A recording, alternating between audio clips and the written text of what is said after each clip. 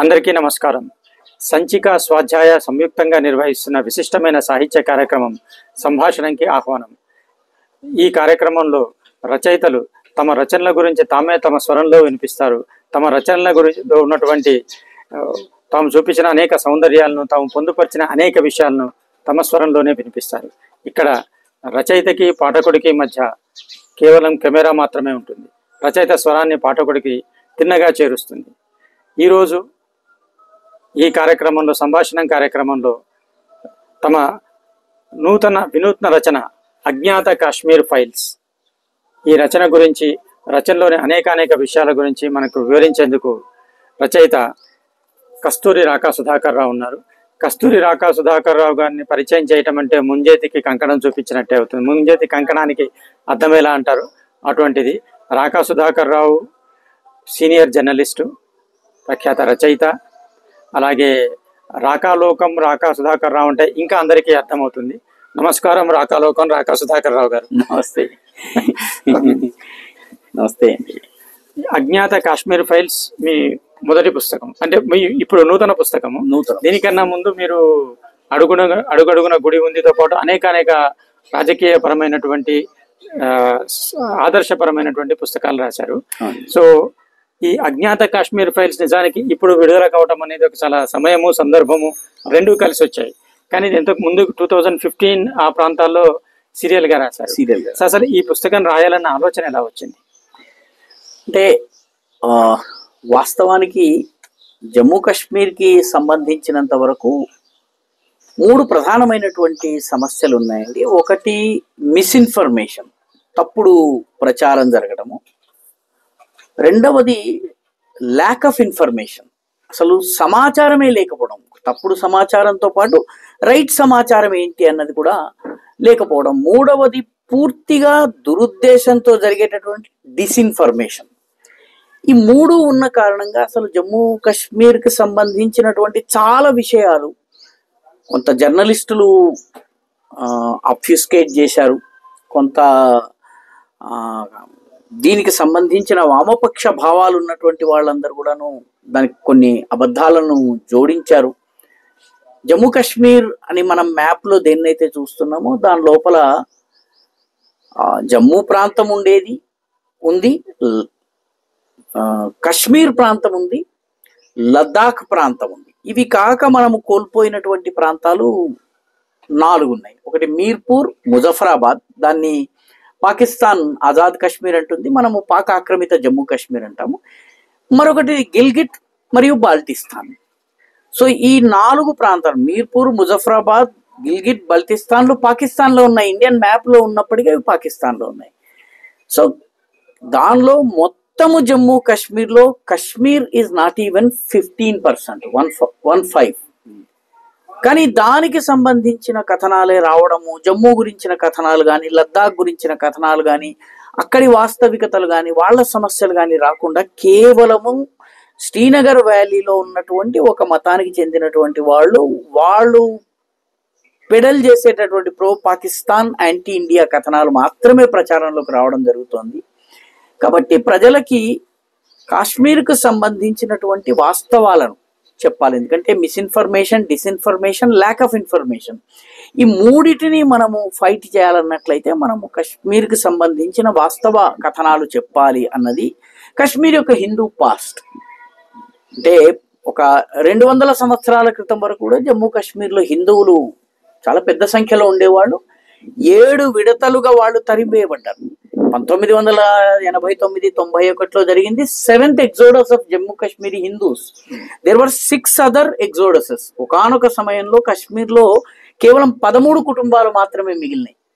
సికందర్ బుట్షికన్ పరిపాలన సమయంలో ఆ 11 కుటుంబాల వాళ్ళు అప్పుడు ఇంకా మన మధ్య కులాలు, తెగలు, మతాలు, గోత్రాలు ఈ రకమైనటువంటి తేడాలు ఉండకూడదు, మనం అందరము కూడా పండితులమే, మనం అందరం కూడా బ్రాహ్మణులమే అని అనుకోవలసిన పరిస్థితి వచ్చింది. అందుకనే మీకు కాశ్మీరీ పండిట్స్ అనే వినిపిస్తుంది కానీ కాశ్మీరీ దళిత్స్, కాశ్మీరీ వినిపించదు. ఈ వాస్తవాలు ఏవి కూడా బయట సమాజానికి తెలియకుండా 70 సంవత్సరాలు గడిచిపోయినాయి. కాబట్టి ఆ వాస్తవాల్ని చెప్పాలన్న ఉద్దేశంతో ఈ పుస్తకం రాశాం. అయితే పుస్తకంలో పొలిటికల్ డిస్కోర్స్ తక్కువ, ఆ, రాజకీయాల గురించి జమ్మూ కాశ్మీర్ యొక్క రాజకీయాలను విశ్లేషించడం తక్కువ, జమ్మూ కాశ్మీర్ యొక్క ఆ అస్తిత్వాన్ని నిలపడం కోసము పోరాడినటువంటి వీరులు గాని, మహానుభావులు గాని, రాజులు, చక్రవర్తులు గాని, రచయితలు గాని, వీళ్లకు సంబంధించిన వివరాల్ని పొందుపరిచి ఆ వివరాల్ని చెప్పడం ద్వారా అన్యాపదేశంగా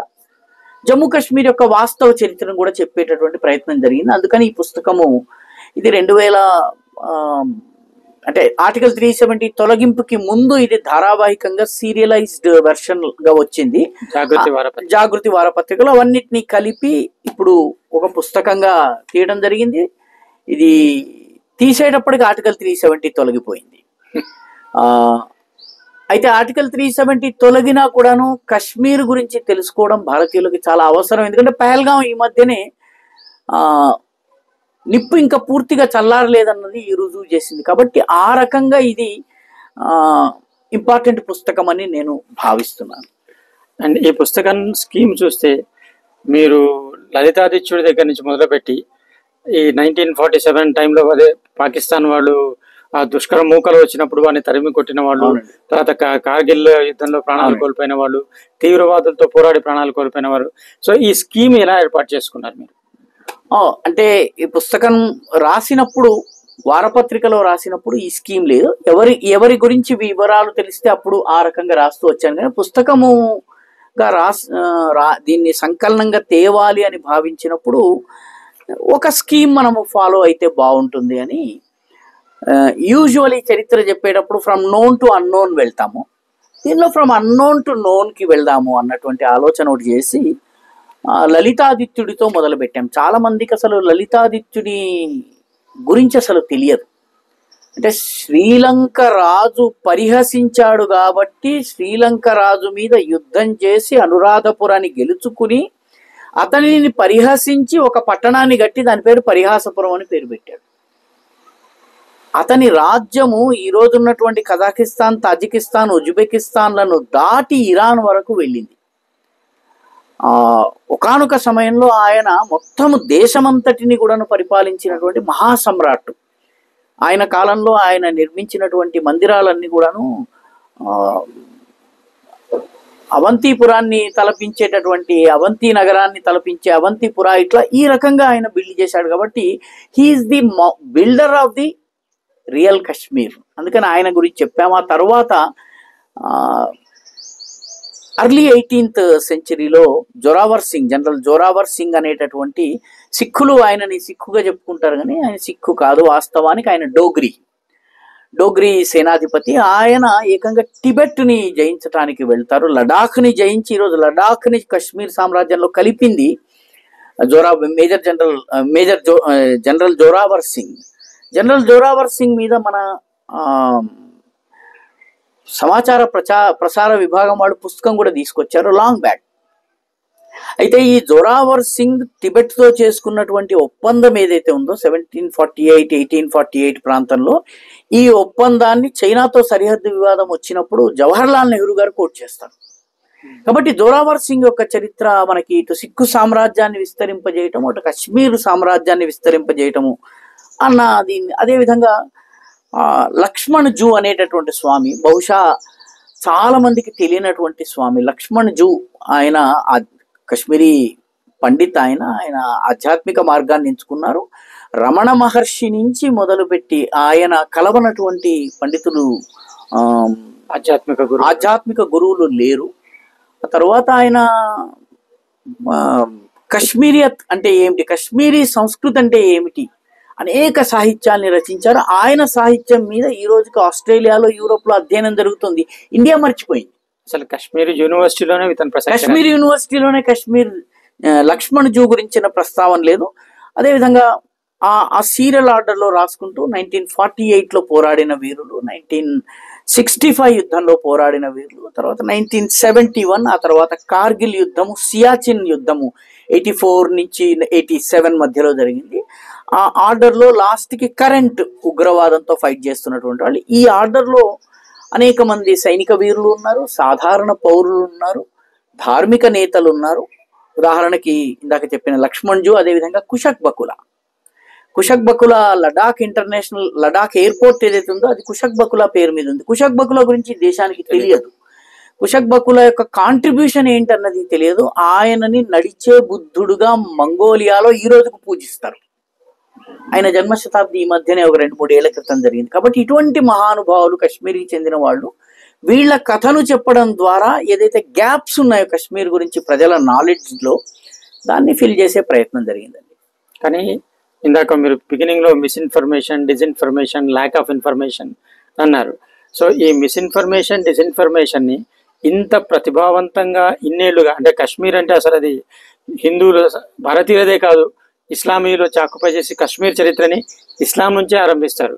చాలా మంది కాశ్మీర్ మ్యూజిక్ ని కానీ, సంస్కృతి సాంప్రదాయాలకు కానీ జైనులాబ్దీన్ తోటి ఆరంభిస్తారు. అటువంటప్పుడు ఇంత ప్రతిభావంతంగా వాళ్ళు ప్రచారం చేస్తున్నప్పుడు కౌంటర్ యాక్టివ్ గా ఎందుకు మన వైపు నుంచి రాలేదు? చాలా మంచి ప్రశ్న. ఎందుకంటే మన సమాజం నుంచి కౌంటర్ రాకపోవడానికి కారణం ఏంటంటే 1947 తర్వాత రాజ్యాంగ నిర్మాణం జరిగే సమయంలో ఆర్టికల్ 370 వచ్చింది. ఈ 370 అనేది మిగతా దేశానికి కాశ్మీర్కి మధ్య ఒక అగర్తగా, ఒక పెద్ద పూడ్చలేనటువంటి అగర్తగా అది నిలబడింది. దాంతో ఏంటంటే కాశ్మీర్ అనగానే మనకి పూలమ్ముకునే కాశ్మీరీ యువతి, కాశ్మీర్కి కలి, ఆ తర్వాత కాశ్మీర్ అనగానే మనకి గుల్మార్గ్, సోనామార్గ్, ఆ తర్వాత డల్ లేక్ లో ఉండేటటువంటి ఆ ప్రాంతాలు, అసలు జమ్మూ కాశ్మీర్ అన్నటువంటి పేరు కూడా మారిపోయి ప్రజలు కేవలం కాశ్మీర్ అనడం జరిగింది. దీనికి కారణం ఒకటి, ఈ దేశంలో వచ్చినటువంటి రాజకీయ నాయకులు కాశ్మీర్ సమస్య, కాశ్మీర్ సమస్య, కాశ్మీర్ సమస్య అని ఓన్లీ కాశ్మీర్ గురించి మాట్లాడుతున్నారు. కాశ్మీర్లో ఉండేటటువంటి మిగతా 5-6 రీజన్స్ గురించి మాట్లాడకపోవడం, దాని చరిత్ర గురించి, దాని కాంట్రిబ్యూషన్ గురించి మాట్లాడరు. ఏరియాలో లద్దాఖ్ అతిపెద్దది. అంటే కొత్త యూనియన్ టెరిటరీగా 2019లో ఏర్పాటు కావడానికి ముందు జమ్మూ కాశ్మీర్ రెండిటికన్నా పెద్దది లద్దాఖ్ ఏరియాలో. దాని గురించి రాసేవాళ్ళు, చెప్పేవాళ్ళు ఎవరు లేకపోవడము.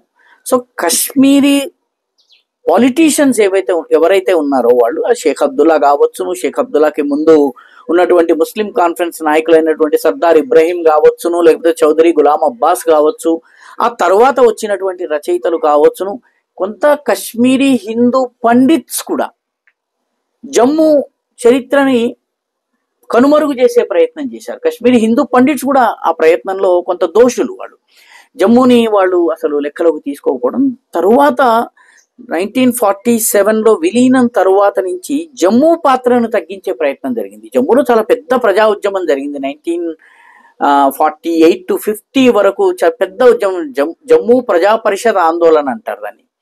ఆ ప్రజా పరిషత్ ఆందోళన గురించి ఎక్కడ టెక్స్ట్ బుక్స్ లో కానీ, లేకపోతే దేనిలో కూడాను జనరల్ డిస్కోర్స్ లో కానీ దాన్ని రానియకుండా చేశారు. జమ్మూ కాశ్మీర్ మహారాజుని జమ్మూ కాశ్మీర్ లో ఉండడానికి వీల్లేదన్నారు. ఆయన ముంబైలో చనిపోయారు. మహారాజా హరిసింగ్ ఎవరైతే భారతదేశంలోకి జమ్మూ కాశ్మీర్ ని విలీనం చేశారో 22 అక్టోబర్ 1947లో ఆయన విలీనం చేశారు. ఆ విలీనం చేసిన వ్యక్తిని కాశ్మీర్లోకి రానివ్వలేదు. కాశ్మీర్లోకి రానివ్వకుండా ఆయన ముంబైలోనే చనిపోయారు, ఆయన మహారాజా హరిసింగ్ అన్నమాట. కాబట్టి ఈ రకంగా చేయడము, తర్వాత విలేకరులు కూడా జమ్మూ కాశ్మీర్లో ఏదన్నా ఉన్నట్లయితే శ్రీనగర్ బేస్డ్ గానే పనిచేయటము. 1975-76 నుంచి జమ్మూ కాశ్మీర్లో పనిచేసినటువంటి విలేకరులు బయట విలేకరులు లేరు. The last reporter from rest of India in Jammu Kashmir was in 1980s. 80s తర్వాత రిపోర్టర్స్ అక్కడి వాళ్ళే, అక్కడ బ్యూరో అక్కడే ఉంటుంది, వార్తలు అక్కడ వాళ్ళే ఇస్తారు. వాళ్ళు ఇచ్చింది వార్త, ఏ విషయంలో డౌట్ ఉన్నా వాళ్ళతోటే మాట్లాడటము. దాంతో జమ్మూ కాశ్మీర్కి చెందిన మీడియా కూడా చాలా డివైజివ్ రోల్ ప్లే చేసింది.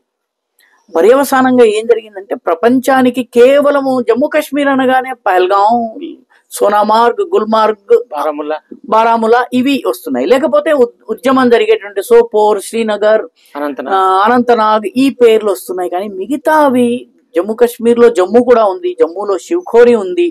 శివఖోరిలో ఉన్నటువంటి శివ మందిరం చాలా సువిఖ్యాతమైంది. పాండవుల నిర్మాణము, లేకపోతే బసోలి ఆర్ట్ ఒకటి ఉంది. బసోలి ఆర్ట్ చాలా ఫేమస్ ఆర్ట్. మధుబని ఆర్ట్ ఎంత ఫేమస్, బసోలి ఎంత famous. It is from Jammu. అసలు కశ్మీరీ షాలు అని దేన్నైతే అంటారో, కశ్మీరీ షాలు ఒక ఉన్ని లద్దాఖ్ నుంచి వస్తుంది. కశ్మీరీ కుంకుమ అంటాం మనం. కుంకుమ వాస్తవానికి కశ్మీర్ లోయకి చెందినది కాదు, అది భదర్వా ప్రాంతము. భదర్వా, డోడా, కిష్ట్వాడ్, చినాబ్ వ్యాలీ ప్రాంతం ఏదైతే ఉందో ఆ ప్రాంతంలో కుంకుమ పండుతుంది. కశ్మీరీ కుంకుమ అని మనము మాట్లాడటం మొదలు. ఇలాగా నెరేటివ్ ని ఒక 70 సంవత్సరాలుగా రాజకీయ పార్టీలు, మీడియా, అదేవిధంగా మేధావులని చెప్పేటటువంటి వాళ్ళు, వీళ్ళు అప్రాప్రియేట్ చేసి వాస్తవమైన కథను చెప్పకుండా ఉండిపోయారు. ఉదాహరణకి సుప్రసిద్ధ తెలుగు జర్నలిస్ట్ ఒక ఆయన, నేను కశ్మీర్కి వెళ్ళాను, కశ్మీర్లో అందరితో మాట్లాడానని చెప్పేసి కొన్ని వారాల పాటు తన ఛానల్లో వేసుకున్నారు. ఆయన కలిసిందంతా కూడాను శ్రీనగర్లో ఉండేటటువంటి గుప్పెడు మంది వేర్పాటువాదులు. వాళ్ళ వాయిస్కే ఆయన ప్రాధాన్యం ఇచ్చారు. ఎక్కడో చిట్ట చివరికి ఒక పండిత్ కలిశారు, లేకపోతే ఎక్కడో చివరికి ఒక జమ్మూ వ్యక్తి కలిశారు అని చెప్పి దానికి బ్యాలెన్స్ చేసే ప్రయత్నం చేశారు. కానీ వాస్తవానికి కశ్మీర్ నేరేటివే కశ్మీరీ సున్నీ ముస్లిం నేరేటివ్. అందున నాట్ ఈవెన్ షియా ముస్లిం. ఎందుకంటే కశ్మీర్లో మొహరం ప్రొసెషన్ ఆర్టికల్ 370ని తొలగించిన తరువాతనే మొహరం ప్రొసెషన్ జరుగుతోంది. బద్గాం, కుల్గాం ఇదంతా కూడా షియా డామినేటెడ్ ఏరియాస్. సో ఈ వాస్తవాలు తెలియకుండా వాళ్ళు ఒక పరదా కప్పి ఉంచారు. ఆర్టికల్ 370 వల్ల మనము టూరిస్టులుగా వెళ్ళగలము, మన ఆదాయాన్ని జమ్మూ కాశ్మీర్కి ఇవ్వగలము. భారత ప్రభుత్వం వాళ్ళని ప్యాంపర్ చేసి అత్యధికంగా వాళ్ళకి ట్యాక్స్ ఫ్రీ చేయటము, రకరకాల ఫండ్స్ కేటాయించడం చేస్తూ వాళ్ళని బుజ్జగించడం ద్వారా, అదేదో చెప్పిన బుజ్జగించి ఊరడించి మరలించేదా అన్నట్టుగా ఆ పాలసీని పాటించటము, ఇవన్నీ జరగడం వల్ల జమ్మూ కాశ్మీర్కి సంబంధించి మనకు అసలు జాగ్రఫీ తెలియనటువంటి పరిస్థితి, చరిత్ర తెలియనటువంటి పరిస్థితి మనకి వచ్చింది. అది ఎంవిఆర్ శాస్త్రి గారు కశ్మీర్ కథ పేరిట కొంత ప్రయత్నం చేసి కశ్మీర్కి సంబంధించినటువంటిది చేశారు. అదేవిధంగా మై ఫ్రోజన్ టర్బులెన్స్ పుస్తకం పేరుతో జగమోహన్ చాలా పెద్ద ఎత్తున ప్రయత్నం చేశారు. వాటితో పోలిస్తే ఇది చాలా చిన్న పుస్తకము. ఇది నిజానికి డైరెక్ట్ గా ఆ ఫిలాసఫీ గురించి లేకపోతే వాదనను ఒక ఆర్గ్యుమెంట్ ని పెట్టే బదులు కశ్మీర్ కోసము చనిపోయిన వాళ్ళలో దేశానికి చెందిన అన్ని ప్రాంతాల వాళ్ళు ఉన్నారు. కశ్మీర్లో కూడాను ఒక పెద్ద ఎలిమెంట్, దేశభక్తి ఎలిమెంట్ ఉంది ముస్లింల్లోనూ. ఈ విషయాల్ని చెప్పేటటువంటి ప్రయత్నం చేసింది. కశ్మీర్ ఒక చరిత్రలోని కొందరు మిగతా దేశానికి తెలియాల్సిన వాళ్ళు చాలా మంది ఉన్నారు. ఒక 30-40 మంది మాత్రమే, బహుశా 40 మంది ఉంటారు. అంటే ఈ సీరియల్ కాలం పరిధి దానిలో ఒక 49-50 మంది ప్రొఫైల్స్. చివరిగా ఒక ప్రశ్న, అంటే this is most probably hypothetical అనుకుందాం. ఆర్టికల్ 370 తీసేసాము, బట్ కాశ్మీర్లో ముస్లిమ్స్ కానీ ఈ భారతదేశంలో ఇతరులతో ఇంటిగ్రేట్ అవ్వటం సాధ్యమా? అక్కడ తీవ్రవాదం వల్ల పెళ్ళుపికిన ద్వేషాలు కానీ, ఆ తర్వాత జరిగినటువంటి అత్యాచారాలు కానీ, ఇప్పటికీ వాళ్ళల్లో ఉన్నటువంటి ఒక మతపరమైనటువంటి భావనలు కానీ, దీంతో ఇతర ప్రాంతాల్లో వాళ్ళు అక్కడికి వెళ్ళి సెటిల్ అయ్యి మళ్ళీ, లేకపోతే పండితులు మళ్ళీ అక్కడికి వెళ్ళి నివసించగలరా? ఇది సాధ్యం అవ్వాలంటే రచయితలుగా లేకపోతే సాహిత్య ప్రియులుగా మనం చేయాల్సిన బాధ్యత ఏంటి? వాస్తవానికి ఇది పెద్ద సమస్య అని నేనైతే అనుకోను. ఎందుకంటే ఇప్పటికే జమ్మూ కాశ్మీర్లో బీహార్ నుంచి వెళ్ళినటువంటి వాళ్ళు, కూలీలుగా పనిచేస్తున్నటువంటి వాళ్ళు చాలా మంది ఉన్నారు. జమ్మూ కాశ్మీర్ రాష్ట్రం మొత్తంలో శానిటేషన్ పని చేసే వాళ్ళందరూ కూడాను they're all Punjabi Valmiki people. Punjab నుంచి వాళ్ళు వెళ్ళారు. 70 ఏళ్లుగా వాళ్ళకి ఆర్టికల్ 370 అడ్డం చూపించి వాళ్ళకి వేరే ఉద్యోగాలు రాకుండా చేసినప్పటికీ కూడా వాళ్ళు జమ్మూ కాశ్మీర్ వదలలేదు. అదేవిధంగా సియాల్కోట్ ప్రాంతం నుంచి పాకిస్తాన్లో ఉంది. ఇప్పుడు 11 యాక్చువల్గా జమ్మూ సరిహద్దు యశ్వంత్ గఢ్ నుంచి 11 కిలోమీటర్స్ సియాల్కోట్. సియాల్కోట్ నుంచి వచ్చినటువంటి హిందువులు కశ్మీర్లోకి వచ్చారు, కశ్మీర్లోకి జమ్మూ ప్రాంతంలోకి వచ్చారు. ఆ సియాల్కోట్ నుంచే ఒక కుటుంబం ఢిల్లీకి వచ్చి, అమృత్సర్ పంజాబ్కి వచ్చింది. ఆయన దేశానికి 10 సంవత్సరాలు ప్రధానమంత్రి అయ్యారు, మన్మోహన్ సింగ్. అదే సియాల్కోట్ ప్రజలు they came to Jammu Kashmir. Jammu కాశ్మీర్లో వాళ్ళు నివసిస్తున్నారు. వాళ్ళకి పౌరసత్వం కూడా లేదు. ఆశ్చర్యం ఏంటంటే వాళ్ళు లోకసభకి ఓటు వేయగలరు, అసెంబ్లీకి ఓటు వేయలేరు ఆర్టికల్ 370 ఉన్నంత కాలం. They could not vote for the assembly, కానీ వాళ్ళు అక్కడ ఉన్నారు. కాబట్టి ఇంత కష్టకాలంలో కూడాను అక్కడ హిందూ సమాజం, గూర్ఖాస్, మహారాజా హరిసింగ్ సైన్యంలో గూర్ఖాలది పెద్ద కంటింజెంట్ ఉండేది. Gurkhas are staying there.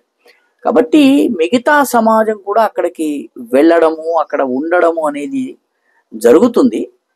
అయితే ఇప్పుడు పాపులేషన్ ట్రెండ్ ప్రకారం చూస్తే హిందూ పాపులేషన్లో చూస్తే ఓన్లీ మేల్ పాపులేషన్ ఎక్కువగా ఉంది. 80% మేల్ పాపులేషన్ ఉంది కాశ్మీర్ వ్యాలీలో, ఫీమేల్ పాపులేషన్ లేదు. అంటే ఏంటంటే వీళ్ళు భార్యల్ని రాజస్థాన్లో, బీహార్లో, పంజాబ్లో అక్కడెక్కడో ఉంచేసేసి వీళ్ళు వచ్చి అక్కడ ఉద్యోగం చేస్తున్నారు. కాబట్టి ఉద్యోగం ఇస్తే కాశ్మీర్కి వెళ్ళడానికి ఈ దేశం భయపడలేదు. కుటుంబాలని తరలించే విషయంలో ఇంకా ఆ భద్రత రావాల్సింది. కాబట్టి జమ్మూ కాశ్మీర్లో నెమ్మదిగా అన్ని ప్రాంతాల ప్రజలు వెళ్తారు, అక్కడ కొంటారు, ఉండడం ప్రారంభమవుతుంది. అంతేకాకుండా అక్కడ ఉన్నటువంటి ముస్లింలు కూడా, నా దృఢమైనటువంటి నమ్మకం, దృఢమైన బలమైనటువంటి సమాజం ఉన్నట్లయితే నెమ్మదిగా వాళ్ళ యొక్క integration into the society becomes possible. Indonesia is the example. For instance, ఇండోనేషియాలో ఈరోజు మేఘావతి సుకర్ణో పుత్రి ముస్లిం, ఆమె తండ్రి సుకర్ణో, ఆయనకు ముందు దేశాన్ని పరిపాలించిన వాడు సుహార్తో, సుహృద్ అన్నటువంటి పేరు మీద వచ్చారు. వాళ్ళ airlines Garuda, there all Muslims. అంటే ఇది ఎప్పుడు సాధ్యమవుతుందంటే ఒక బలమైనటువంటి సమాజం ఉన్నట్లయితే నెమ్మదిగా ఇంటిగ్రేషన్ ఇంపాసిబుల్ కాదు. దీనికి ఉదాహరణ నేను ఇంకొక 2 ఉదాహరణలు మీకు ఇస్తాను. ఉదాహరణకి జహంగీర్, షాజహాన్ల టైం వచ్చేటప్పటికి ఢిల్లీలో రాజపుత్ర రాజుల ప్రభావము, యూపీకి చెందిన జాట్ల ప్రభావం ఎంత మటుకు వచ్చిందంటే ఆయన హోలీ పండగ చేసేవాడు. హోలీ పండగకి ఆయన ఏమని పేరు పెట్టాడు? ఈదే గులాల్ అని పెట్టాడు. ఈదే గులాల్ అన్నాడు షాజహాన్ టైంలో. తర్వాత ఔరంగజేబు రావచ్చు, కానీ ఔరంగజేబుకి ముందు అంతే మతాంధులైనటువంటి షాజహాన్, జహంగీర్ల పాలనలో కూడా హిందూ పండగలని మొఘలులు జరపవలసిన పరిస్థితి తేగలిగాం మనం. బహదూర్ షా జఫర్ కూడా అన్నింటిలో పాల్గొన్నారు. బహదూర్ షా జఫర్ పాల్గొనడం అసలు వాజేద్ అలీ షా అయితే, వాజేద్ అలీ షా జీవితం అంతా కూడా నృత్యము వీటిలోనే పోయింది. వాజేద్ అలీ షాని అరెస్ట్ చేసి ఆయనని బర్మాకి తీసుకెళ్తుంటే ప్రజలు ఆయన్ని 1857 వార్ తర్వాత లండన్కి తీసుకెళ్తున్నారని భయపడి ప్రజలు ఏం చేశారంటే హిందువులు, ముస్లింలు కలిసి అయోధ్య మందిరానికి వెళ్ళి, అప్పటికి ఇంకా అయోధ్య మందిరం బాబరీ మసీద్ అని అనలేదు, బాబరీ కట్టడం ఉన్నప్పటికీ అది అయోధ్య మందిరమే. వాళ్ళు పాట పాడారు. ఏం పాట పాడారు? హజరత్ చలేహ లందన్ కృపాకరో రఘునందన్. కాబట్టి ముస్లిం సమాజము ఇక్కడ హైదరాబాద్లో కూడాను, నా బాల్యంలో మోండా మార్కెట్లో అది లక్ష్మిది ఉంది సార్, అది ఇచ్చేది లేదు సార్ అనేవాడు. పొద్దున వాడి దుకాణం దగ్గరికి వెళ్ళి వస్తువు కావాలి అంటే అది లక్ష్మి ఉంది సార్ అనేవాడు. కాబట్టి కానీ ఎప్పుడైతే ఈరోజు మన దగ్గర ముస్లింలు సంగీత్ చేస్తున్నారు, సాచక్ మెహందీ చేస్తున్నారు, మన దగ్గర పెళ్లిళ్లలో బాజా భజంత్రీలు ఉన్నాయి, మన దగ్గర పెళ్లిళ్లలో జరిగేటటువంటి తంతు ఇస్లాం ప్రకారం కేవలం నికా మాత్రమే జరగాలి, దానికి అదనంగా ఇన్ని ఎలా వస్తున్నాయి? ఖవ్వాలి ఏదైతే ఉందో, ఖవ్వాలి అనేది వెస్టర్న్ ఇస్లామిక్ దేశాలు ఎక్కడ లేదు, కేవలం ఇండియాలో మాత్రమే ఉంది. ముస్లిములలోనే ఒక వర్గము ఖాద్రియా సూఫీ సంప్రదాయానికి చెందినటువంటి వాళ్ళు కాషాయం ధరిస్తారు. అయితే వాళ్ళు దానికి పేరు అది చిష్తీ రంగని, చిష్తీ కమ్యూనిటీకి చెందిన వాళ్ళు. మీరు ఉస్మానియా యూనివర్సిటీకి వెళ్తూ ఉంటే ఉస్మానియా యూనివర్సిటీకి వెళ్ళే దారిలోనే మీకు ఈ చిష్తియా ఆర్డర్కి చెందినటువంటి మద్రసా కనిపిస్తుంది. అక్కడ ఉన్నటువంటి సమాధికి కాషాయం రంగు ఉంటుంది. అంటే కాశ్మీర్లో నందఋషి పేరే నందఋషి. నందఋషి ఎవరు? కాశ్మీర్లో నందఋషి ఎవరు? ఆయన నూరుద్దీనా నందఋషియా ఇప్పటి వరకు తెలియదు. కాబట్టి ఆయన నూరుద్దీనా నందఋషియా తెలియదు. కాబట్టి integration is possible, but for the integration to happen the Hindu society will have to be strong. Hindu దేశం స్ట్రాంగ్ గా ఉంటే. అని నాకు ఇంకొకటి అనిపిస్తుంది, ప్రస్తుతం జరుగుతున్న సమకాలీన ప్రవర్తనలు పరిస్థితులు చూస్తే Hindu society also should be a bit mature అని. ఎందుకంటే పహల్గాంలో జరగగానే ముస్లింలందరూ ఇది అది దేశద్రోహులు ఇలాంటివి కొందరు అత్యుత్సాహంతో చేసి అనవసరమైన విద్వేషాలు రెచ్చగొడుతున్నారేమో. ఇది ఇన్ ద లాంగ్ రన్ మనకి అంత శుభ పరిణామం కాదేమో అనిపిస్తుంది. హిందూ సొసైటీ కూడా పరిపక్వతని ప్రదర్శించాలి. హిందూ సొసైటీ తిన్న దెబ్బలు బహుశా 1500 సంవత్సరాలుగా పోరాడి నిలిచినటువంటి ఇన్ని బాధలు అనుభవించినటువంటి స్కైథియన్లు, బ్యాక్ట్రియన్లు, పార్థియన్లు, మీకు మొఘలులు, తుర్కులు కాశీ దర్శనం చేసుకోవాలన్నట్టయితే జిజియా పన్ను కట్టి మాత్రమే కాశీని దర్శనం చేసుకోగలరు. ఇటువంటి పరిస్థితులు ఉన్నాయి. పూజ చేసుకోవాలంటే ప్రభువుల అనుమతి కావాలి. హైదరాబాదులో భజన చేసుకోవాలంటే గస్తీ నిషాన్ తెరప్పన్ అనేటటువంటి నిబంధన ఉండేది. నిజాం ప్రభు చాలా ఉదార స్వభావుడు అని చెప్పేటటువంటి వాళ్ళు చాలా మందికి గస్తీ నిషాన్ తెరప్పన్ గురించి తెలియదు. ఈ మీరు చెప్పినటువంటి ఈ అనేక అనుభవాల వల్ల హిందూ సమాజంలో అక్కడక్కడ హిందీలో కడవాహట్ అంటారు కదా, నోట్లో చేదు మిగిలిపోయిన కారణంగా కొన్ని సందర్భాల్లో చేస్తారు. కానీ నిజానికి హిందూ సమాజం గనక మెచ్యూర్ కాకపోతే ఈ దేశంలో 25 కోట్ల ముస్లింలు ఉండేవాళ్ళు కాదు. దేశ విభజన అనంతరము 1 కోటి మంది డిస్ప్లేస్ అయినటువంటి పరిస్థితుల్లో కూడాను తూ హిందూ బనేగా నా ముసల్మాన్ బనేగా, ఇన్సాన్కి ఔలాద్ హై ఇన్సాన్ బనేగా అని రాయగలిగింది కేవలము భారతీయుడు మాత్రమే. పాకిస్తాన్ లో ఉండలేక ఇక్కడికి వచ్చిన సాహిర్ లుధియాన్వి రాసినటువంటి అయితే పాట అది.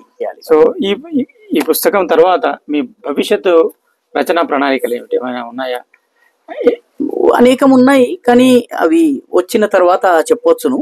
ఈ పుస్తకం గురించి చెప్పేటప్పుడు ఒక్క విషయం మాత్రం నేను చెప్పదలుచుకున్నాను. ఉదాహరణకి ఈ పుస్తకంలో 18 ఏళ్ల పిల్లవాడు మక్బూల్ షేర్వానీ కథ ఉంది. 17-18 ఏళ్ల పిల్లవాడు.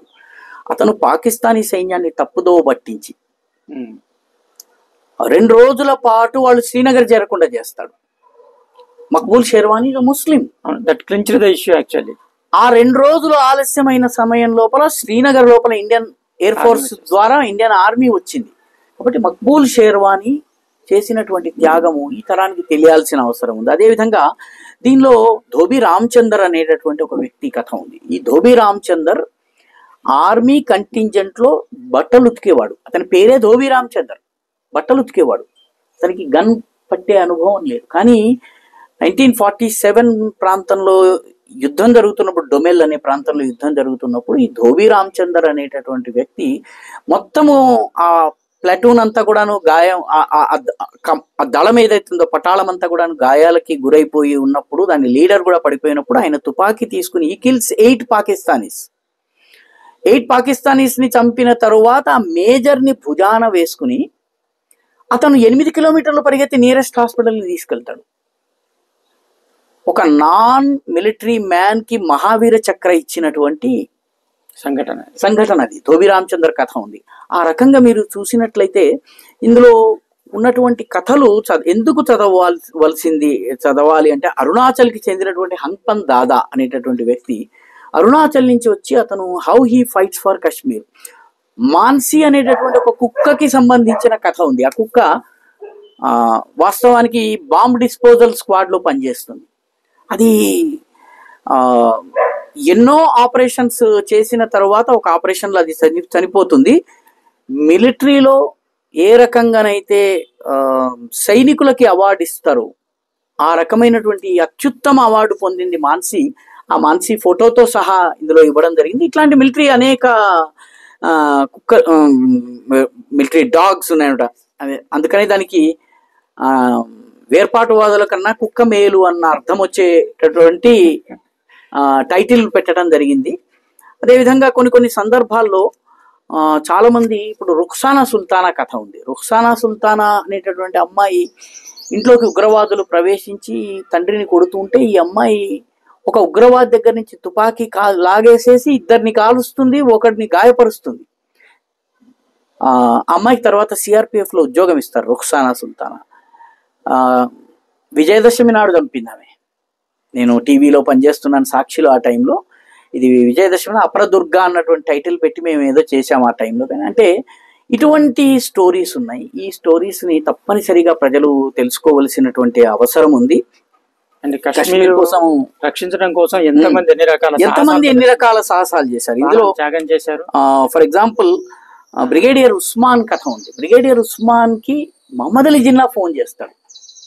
ఉస్మాన్, నువ్వు వచ్చేసేసిన దీనిలో రా, I will make you army chief అంటాడు. అతను అంటాడు, నాకు ఒకటే దేశం తెలుసు, అది India, I will die for India అంటాడు. అతను ఈ రోజు కూడా నౌషేరా కా షేర్ అంటారు. ఢిల్లీలో ఉన్నటువంటి జామియా మిల్లియా ఇస్లామియాలో ఆయన సమాధి ఉంది. హిజ్ సమాధి అక్కడ ఉంది. అదేవిధంగా ఇటువంటి కథలు ఏవైతే ఉన్నాయో ఇవి మనం ఇంతమంది ఇన్ని రకాలుగా త్యాగం చేశారు కాశ్మీర్ని, పోతే అయిపోయింది కదా అనే కొన్ని వ్యాఖ్యలు వినిపిస్తాయి. కాబట్టి ఇలా ప్రాణాలు ఇచ్చినటువంటి వాళ్ళు, పోరాడినటువంటి వాళ్ళు, వీళ్ళ కథలు ఈ పుస్తకంలో ఉన్నాయి. కాబట్టి ఒకసారి చిన్న 2 పేజీలు 3 పేజీల కథలు కాబట్టి చదవడం కూడా సులువు. కాబట్టి కశ్మీర్కు సంబంధించి అన్నోన్ చాప్టర్ ఇన్ కాశ్మీర్, అందుకే దీని పేరు అజ్ఞాత కశ్మీర్ ఫైల్స్ అని కూడా పెట్టాము. ఈ అజ్ఞాత కశ్మీర్ ఫైల్స్ ద్వారా కాశ్మీర్కు సంబంధించిన ఒక వాస్తవం చెప్పేటటువంటి ప్రయత్నం చేశాము. కేవలము ఒక ఉదాహరణ ఇందులో వస్తుంది. బుర్హన్ వానీ గురించి మనందరం మాట్లాడతాము. How many of us talk about Nabeel Wani? Burhan Wani గ్రామానికే చెందినటువంటి నబీల్ వానీ బార్డర్ సెక్యూరిటీ ఫోర్స్లో చేరడం కోసము ఫైట్ చేసి పోరాడి చేరి ఉద్యోగం సంపాదించుకుంటాడు. దేశం కోసం పోరాడతానని చెప్పంటాడు. పత్రికలు బుర్హన్ వానీ గురించి మాట్లాడుతున్నాయి, నబీల్ వానీ గురించి మాట్లాడు. సో ఈ నరేటివ్ని మనము మార్చాల్సినటువంటి అవసరం ఉంది. అందుకని ఇటువంటివన్నీ కూడా ఇందులో ఒంటికాలి మేజర్ జనరల్ అని ఒక కథ ఉంటుంది. Ian Cardozo, practising Christian. ఆయన 1971 వార్లో యుద్ధం చేస్తే యుద్ధంలో ఆయన కాలు నుజ్జు అయిపోతుంది. నుజ్జు అయిపోతే అతన్ని ఆ మిలిటరీ యుద్ధం జరుగుతున్న చోటే అతనికి సర్జరీకి అరేంజ్మెంట్ చేస్తే హిస్ ఫస్ట్ కండిషన్ ఈజ్, నా శరీరంలో పాకిస్తాన్ రక్తం ఎక్కించడానికి వీల్లేదు. His condition at that stage. రెండవది, సైనికులు అటు ఇటు వెళ్ళొచ్చే లోపల గోర్ఖా రెజిమెంట్ వాడు కుక్రీ నికాలో और पैर को काट डालो అంటాడు. వాడు నై సాబ్ మై నై కర్ సక్తా అంటాడు. అప్పుడు వాడి కుక్రీ తీసుకుని తన కాలుని తానే నరుక్కుని ఈ కాలుని సమాధి చేయమంటాడు. నా బాడీ పార్ట్ కాబట్టి దాన్ని గౌరవప్రదంగా చేయమని చెప్పి ఇచ్చి అతను కొలాప్స్ అవుతాడు. తరువాత అసలు కథ తర్వాత ఉంటుంది. ఆ తర్వాత ఆయన ఏం చేస్తారంటే, ఆయన ఆర్మీ నుంచి రిటైర్ అయితే అన్ని గౌరవప్రదంగా ఆయన చేస్తా ఉంటే నేను రిటైర్ గానంటాడు. అప్పుడు క్లరికల్ కైండ్ ఆఫ్ జాబ్ ఇవ్వబోతే లేదండి నేను I want to command battalion అంటాడు. అంటే కొండలు ఎక్కాలి దిగాలి అంటాడు. అతను కృత్రిమ కాలు వేసుకుని రన్నింగ్ రేస్ చేస్తాడండి అట్ హీజ్ ఓన్ రిస్క్. కొండ మీదకి కాళ్ళు ఉన్న వాళ్ళకన్నా ఫాస్ట్గా ఎక్కుతాడు ఆయన. ఇయాన్ కార్డోజో ఈ రోజు కూడా బ్రతికున్నారు. ఆయన అనేక పుస్తకాలు, మోటివేషనల్ బుక్స్ రాశారు. అంటే సైనికుడు ఎలా ఉండాలి, ఆ సమయంలో కూడా నా శరీరంలో పాకిస్తానీ రక్తం వద్దు అనడము, ఆ సమయంలో తన కాలును తానే నరుక్కోవడము, ఆ తరువాత కూడా నువ్వు కంబాట్లో ఉంటాను కానీ నేను క్లరికల్ పని చెయ్యను అని చెప్పి కంబాట్ చేయడానికి వెళ్తాము. ఐ థింక్ దీస్ స్టోరీస్ ఈ తరానికి తెలియవలసినటువంటి అవసరం ఉంది. ఈ తరం తెలుసుకున్నట్లయితే ఇందులో మహేంద్రనాథ్ మల్లా అనేటటువంటిది యాక్చువల్గా కశ్మీర్కి సంబంధం లేని కథ, కానీ తప్పనిసరిగా తెలుసుకోవాల్సిన కథ. మహేంద్రనాథ్ మల్లా ఉత్తరప్రదేశ్కి చెందినటువంటి వాడు. అతను 1971 వార్లో మనకి ఒకే ఒక్క యుద్ధ నౌక నష్టం అవుతుంది. ఆ యుద్ధ నౌకకి ఈయన కెప్టెన్. యుద్ధ నౌక ఎప్పుడైతే అది కూలిపోతోంది, మునిగిపోతోందని తెలిసిందో అతను మొత్తం సైనికులందరినీ కాపాడతాడు. చివరికి 3 లైఫ్ జాకెట్స్ మిగులుతాయి. తన యొక్క అసిస్టెంట్కి ఇచ్చేసి దుంకి వెళ్ళి కాపాడుకోమంటాడు. ఇంకొకటి ఉంటుంది, అది ఇంకొకరికి ఇచ్చేస్తాడు. తనకి కావలసినటువంటి లైఫ్ జాకెట్ ఏదైతే ఉందో అది వేసుకోమని ఎవరు చెప్పినా కూడా చెప్పాడు. అతను ఏమంటాడంటే, నేవీలో నౌకకు నౌక కెప్టెన్కి అభేదం ఉన్నది, ఒకడే. ఇది both are not separate. If my boat sinks I will also sink అని చెప్పి ఆయన మునుగుతున్న బోట్లో కుర్చీ వేసుకుని కాలు మీద కాలు వేసుకుని సిగరెట్ వెలిగించుకుని ప్రశాంతంగా సిగరెట్ తాగుతూ మహేంద్రనాథ్ మల్లా చనిపోతాడండి. ఈ తరానికి ఈ రోజు కూడాను డయు డమన్లో మహేంద్రనాథ్ మల్లా పేరు మీద ఒక స్మారకం ఉంది, ఆడిటోరియం ఉంది. These are the stories of heroes that need to be told. అందుకని ఈ పుస్తకము రాయటం జరిగింది. ఈ హీరోస్కి సంబంధించినటువంటి కథలు నేటి తరానికి తెలియాలి. ఉదాహరణకి ఈ కథ కూడాను, అందుకే ఆమె పాకిస్తానీని పెళ్లాడింది. ఈ కథ హరీందర్ సిక్కా రాసినటువంటి కాలింగ్ సెహమత్ అనే పుస్తకం, దాన్ని రాజీ అనే పేరుతో సినిమా తీశారు. సినిమాని వక్రంగా సర్వనాశనం చేశారు. వాస్తవానికి భారతదేశపు పోలీసులే ఆమెను చంపడానికి ప్రయత్నించినట్టు ఈ సినిమాలో చూపించారు. వాస్తవం ఏంటంటే ఆమె కశ్మీరులో ఆ రోజుల్లో ఇటు నుంచి అటు ఇటు వివాహాలు ఉండే ఒక పాకిస్తానీ సేనాధిపతిని వివాహం చేసుకుని అతని ఇంట్లో ఉంటూ యాయా ఖాన్ పిల్లలకి ట్యూషన్లు చెప్తూ ఆ పాకిస్తాన్కి సంబంధించిన రహస్యాలన్నీ అందించి భారతదేశానికి అందిస్తుంది. 71 వార్లో మనము ఘన విజయం సాధించడంలో ఆమె చాలా కీలక పాత్ర వహిస్తుంది. అయితే ఈయన పుస్తకంలో ఆమె పేరు సహమత్ అని రాస్తాడు. రాజీ సినిమా అంతా కూడా సర్వనాశనం చేశారు. కానీ అసలైన కథ ఏంటంటే హరీందర్ సిక్కా రాసినటువంటి కాలింగ్ సహమత్ పుస్తకము, ఆ కథనంతా కూడా చెప్పడం జరిగింది. ఇటువంటి అనేక కథలు ఉన్నాయండి. ఇవి ఈనాటి తరం యువతరం తప్పనిసరిగా చదవాలి. ఇప్పుడు ఉన్నటువంటి మధ్యతర వయసు వాళ్ళు కూడా చదివి తమ నెక్స్ట్ జనరేషన్కి కథల రూపంలో చెప్పాలి. అందుకని ఈ పుస్తకం రాయడం జరిగింది. సో రాకా సుధాకర్ రావు గారు, ఈ పుస్తకం చదివి కనీసం మన దేశం కోసం ఎంతమంది త్యాగం చేశారో, ఒక్కొక్క ఇంచుని మనం ఎలా కాపాడుకోవాలో అనే ఒక గ్రహింపు కనుక తరువాతి తరంలో వస్తే మన దేశం నిజంగా మీరు అనుకున్న లక్ష్యం నెరవేరుతుందని నేను కాబట్టి భవిష్యత్తులో మీ నూతన పుస్తకంతో చర్చించడానికి మళ్ళీ కలుద్దాము. తప్పకుండా. బహు కృతజ్ఞతలు, ధన్యవాదాలు.